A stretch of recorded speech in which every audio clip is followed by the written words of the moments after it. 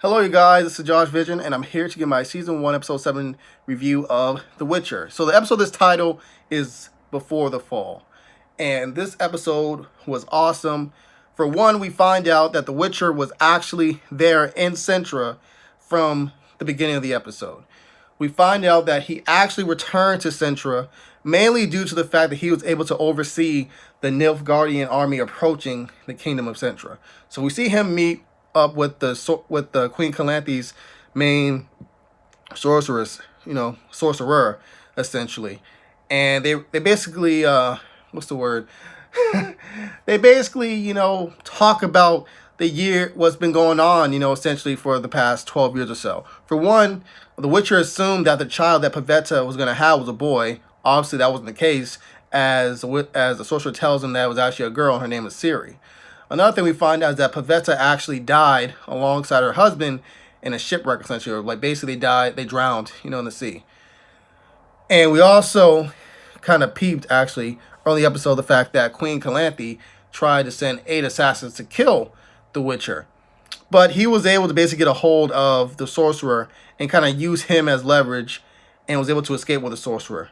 Another thing that should be mentioned in this episode is the fact that Queen Calanthe and the Witcher basically have this intense argument. They have numerous arguments early in this episode. And basically just these arguments of, at least from Queen Calanthe's part, is, listen, I can't have you basically protect my daughter. Well, my granddaughter. Because one, she's the only thing left of my daughter to begin with. She's of my blood. And all you Witchers care about is coin. And that's not the kind of life I want from my granddaughter. And how would you even know about love or a parent's love when your mother basically gave you up to begin with? And I was like, wow. That was a really unnecessary blow, at least in my opinion. But the Witcher retorted by saying, listen, you claim a mother's love, but then again, you was basically auctioning off your daughter to the next best rich noble, to make a political alliance. You didn't care about her feelings. What kind of parent does that? So it was basically blow for blow, with each other.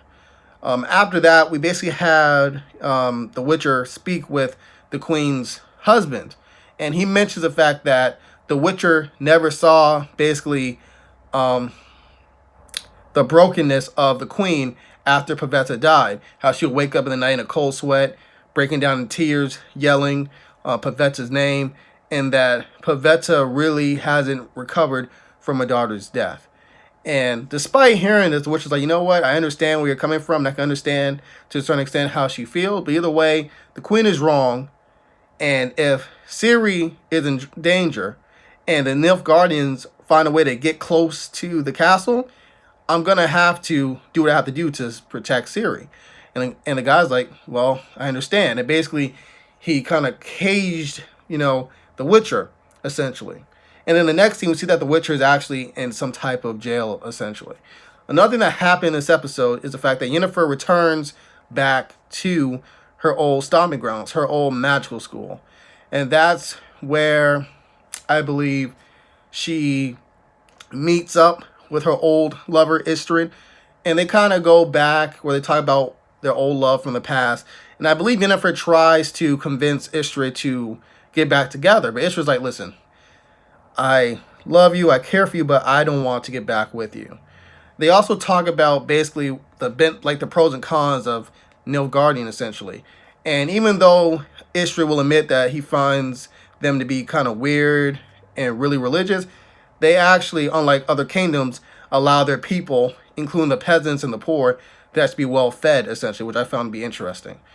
So, in regards to Yennefer, right, we see her. I know how I mentioned earlier how she returned back to her old stomping grounds, her magical school. So there's this big council happening between the sorcerer and the sorceress, basically the chaplain, and they're trying to figure out which is the best thing to do, to protect Cintra or not. And as we know from, I believe, early in the episodes, probably episode 4 or so, that Cintra basically doesn't want anything, they never wanted anything to do with magic. And basically, like any sorcerer or sorceress, they didn't want anything to do with them, their political influence, so on and so forth.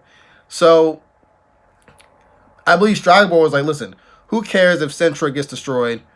Like, whatever. And Yennefer's mentor was like, listen, I feel that we should protect them.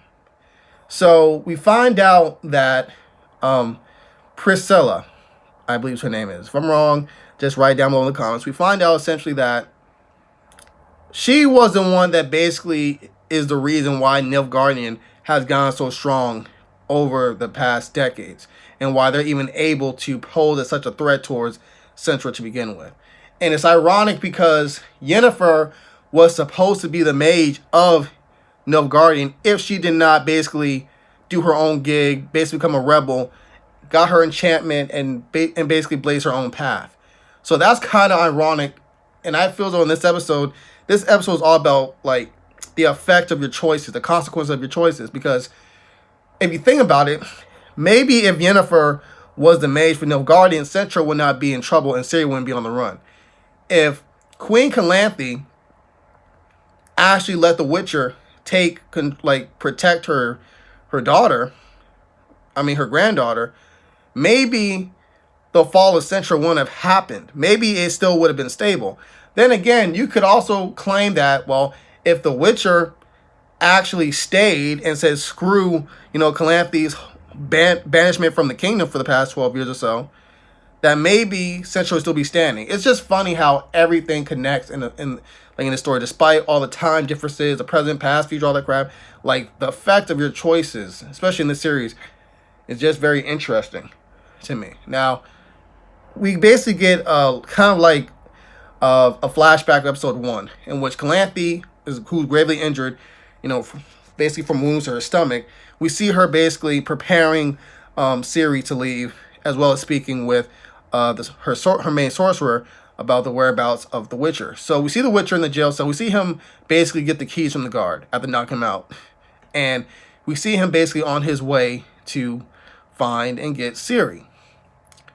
So, yeah, I believe, you guys, that's basically about it. There was this part near the end of the episode, actually, in which Ciri meets her old friends from, basically when she was a noble and she wasn't on the run.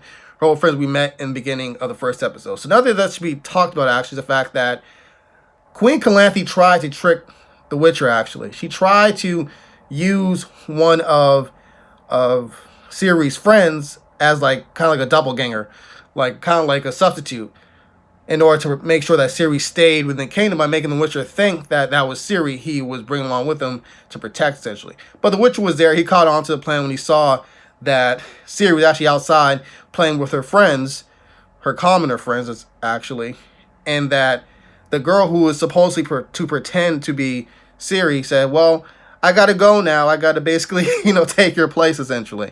So I thought that was kind of hilarious. But yeah, anyways, Ciri's old friends, they're basically about to throw Ciri to the lion's den. They were gonna give up Ciri to the Nilfgaardians, basically to get a reward. And I'm like, wow, how times have changed. Another thing that should be known in this episode, the fact that there was this Muppet show mocking Queen Calanthe. So apparently, they hated the royal family at this point.